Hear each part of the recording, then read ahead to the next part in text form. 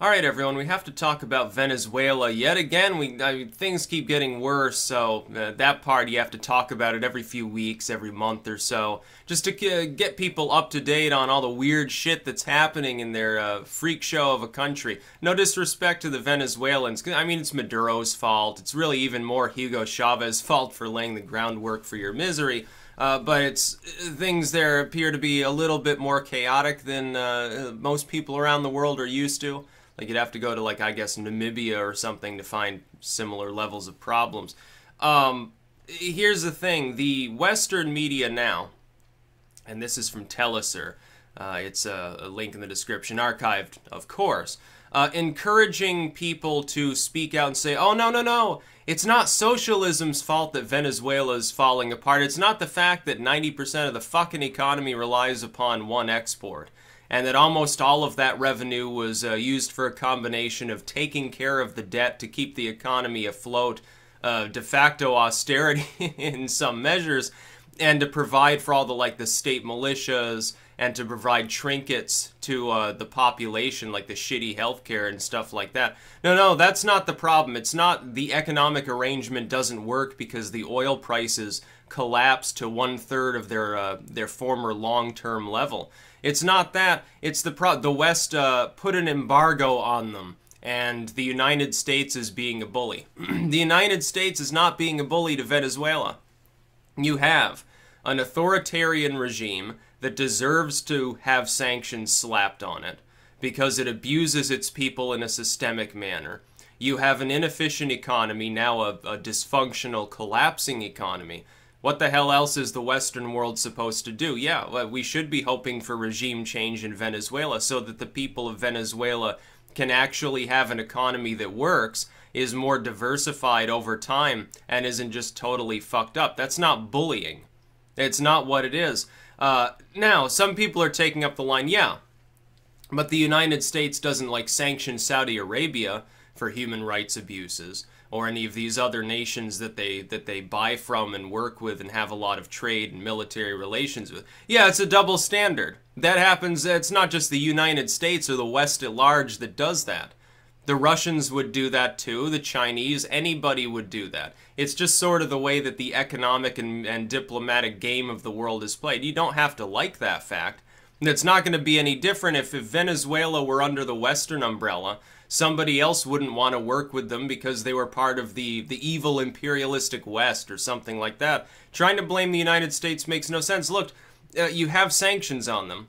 We're talking Chavez era. Things are going fine because their economic structure at the time worked. They were selling a high-value product, very, very high degree of wealth being generated from it. What the central problem is that the government took that wealth and squandered it on things that didn't lead to long-term development. That is, they said, well, the Venezuelan people need a microwave and a tablet and all of these other things. We're going to put up these sort of commie block shacks to house them that weren't even finished, by the way, because the money ran out. We're going to give them things that don't overall add to the economic situation at large. Now, in a free market economy, we're talking a real free market, what happens is that investment is made into things that can bring in more wealth over time. You tend towards diversification. You're going to get things in your economy that are more valuable than others. Like one nation, it doesn't have any oil, but it has, I don't know, a lot of silver or a lot of aluminum or something it can mine. Or it has a lot of fertile land it can raise, crops of one sort or another. Maybe it diversifies those too. A monocultural economy does not work in today's world. It simply can't because the world's, the value that's ascribed to whatever that product is subject to change over time. It's like if you made an economy that was solely based on, well, we grow corn. We export lots and lots of fucking corn. And then the corn prices drop for some reason. Yeah, you're fucked. It's going to be the same thing. That's what Chavez did. He said, oh, the oil will never drop down to near historic lows and then stagnate there for 2 or 3 years, maybe longer, and it remains to be seen. That'll never happen. We'll just keep selling crude oil, and we'll fund all of this wonderful so-called human development because of that. All of the progress made under Chavez, because of his lack of foresight, has already been pissed away and then some. Venezuela is now worse off than it was when it was sub-third world and had no human development. To the point at which people who had just climbed out of slavery generations ago were doing better than people now in Venezuela are doing. There is no stability in Venezuela. You have a legislative body there that has already said, yeah, we want to legally remove the president. And he simply ignores the constitutional framework of that country as though that wasn't dysfunctional enough. To the point at which it's not even primarily the United States bitching about this problem. It's not. The Venezuelan people themselves are the ones protesting. This article says, oh yeah, but you gotta remember, some of the people killed in these clashes were like pro-government. Some of them were like security force. Who fucking cares? Yeah, you've got rioting going on because people are like, well, you know, my kids are beginning to get a little hungry. The power's been off 4 days out of every week for the last couple of years. There's all the products that I want to buy, they're not there. The state-run stores are still stocked, but nobody can fucking afford the goods. Even with subsidies. I had to wait in line for 3 hours yesterday to get a bag of cornmeal, stuff like that. That's the problem with central planning. It requires a hell of a lot of long-term thought and a lot of strategic sense that apparently Chavez government and now Maduro's government did not and do not have. That's the problem with central planning. Free market would fix the problem. It would already have been gone away. Because that oil money, had it been privatized, it wouldn't have immediately led to human development. It would have led to infrastructural development, which would have led to a market economy within the country encouraging other things to be produced for interior and external consumption, because there's a profit motive. But Chavez didn't care about that. Chavez said, well, we've already got our profits. The oil will be king forever. We'll just keep selling the black gold and we'll do fine. It's not the way it worked, was it? That's his fault. It's not even Maduro's fault. Maduro just continued the shitty policies. But by the time Maduro got into charge, he wouldn't have had long enough to diversify the economy anyway. Maduro is almost blameless in the overall economic arrangement, except that he kept up with it. There's nothing he could have done to stop it, though. Actually, it might have rocked the oil markets more and fucked things up if he had said, okay, now we're going to diversify and invested in those things.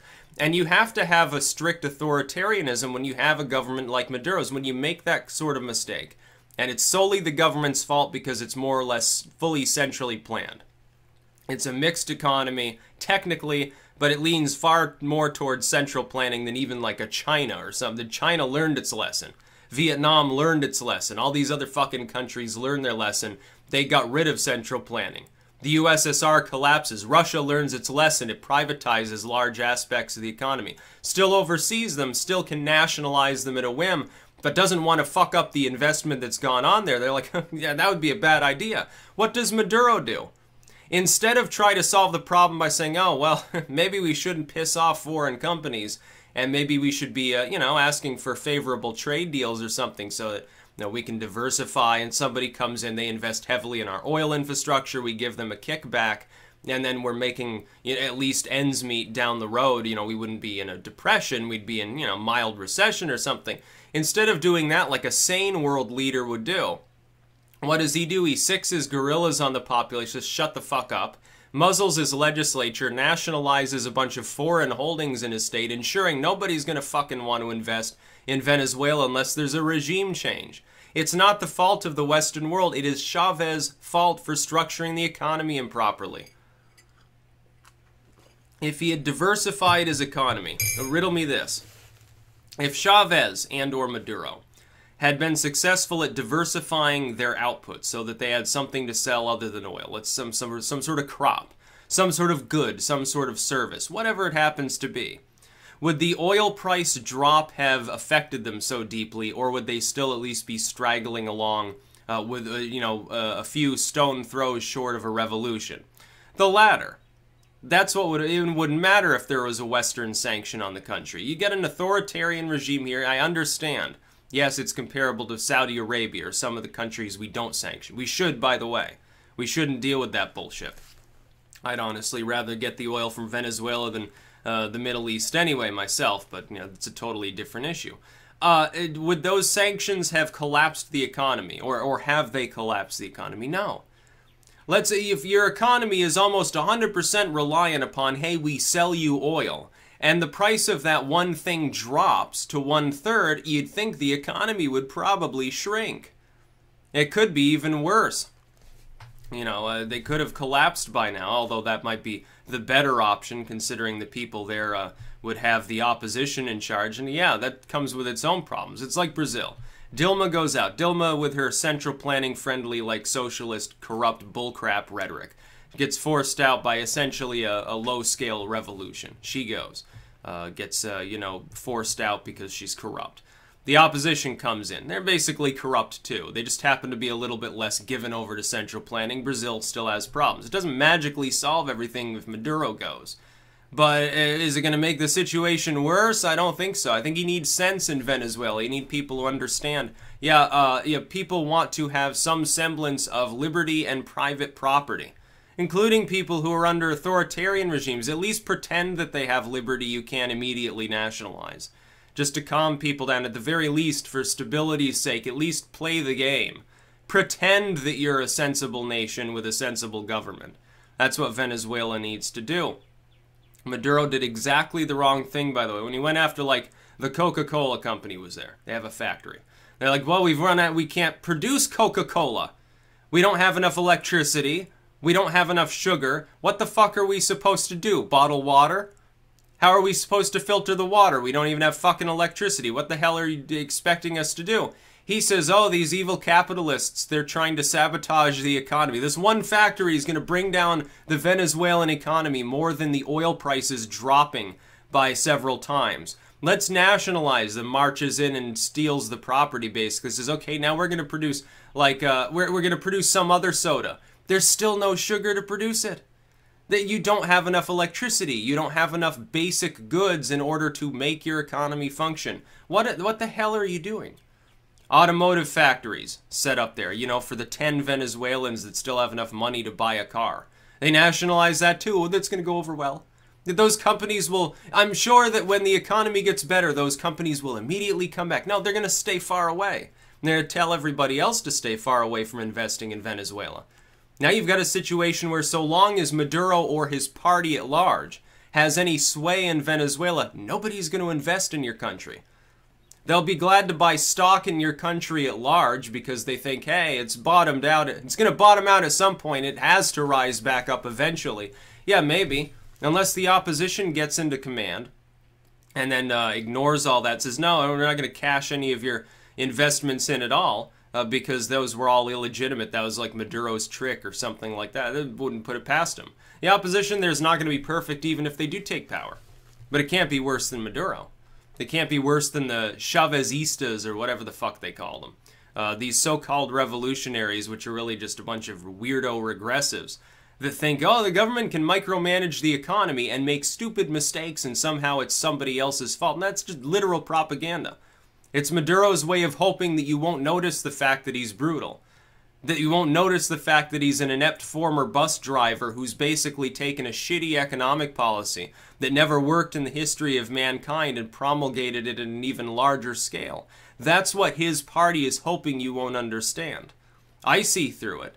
The fact that the U.S. government, the corporate media here is engaged in day-to-day propaganda doesn't mean that Venezuela's economic model is capable of working. It's a totally different situation. There are a handful of situations in which even if the U.S. government is promulgating propaganda, it barely matters.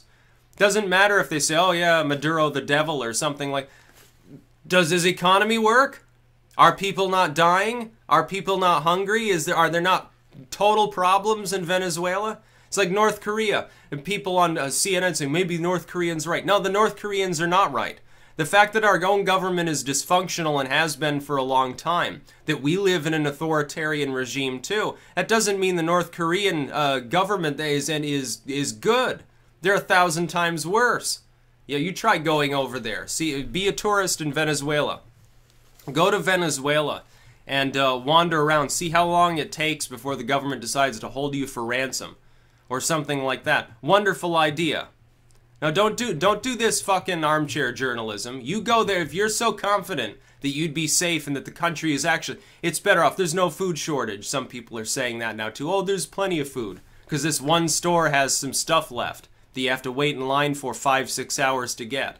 Oh, there's no food shortage. It's not Maduro's fault. It's the opposition's fault. It's the United States' fault. Okay, then you go there and be buddy-buddy with Maduro. See what happens.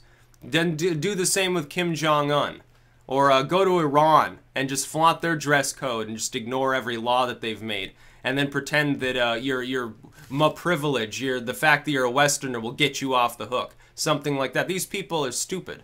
I don't know what they're talking about. No, Venezuela's problem is central planning. And until that goes away, nobody's going to invest. That makes the problem 10 times worse. That's about all. Peace out.